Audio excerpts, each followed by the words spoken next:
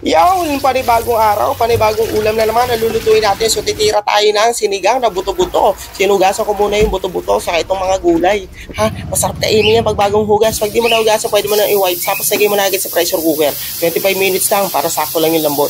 Tapos, pag okay na, nilagyan ko pa ng kalamansi. Di ba may tricks pa tayo? Durugin mo na yung kamatis at sibuyas. Nilagyan ko rin yan ng gabi. Nilagyan ko rin ng okra, saka ng siling, haba. Tapos, ang nilalagay ko pati sa betchin lang. Okay na sa akin yan. Tapos, sinigang with gabi, tapos kangkong. Ito na, pwede na agad i-serve. Diba? Napakabisa niyan, Brad.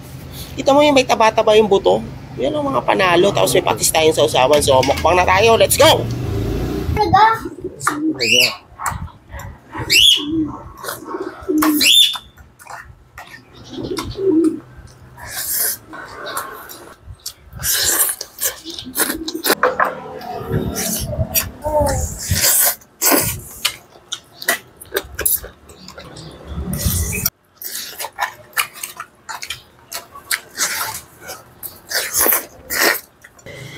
Lambot.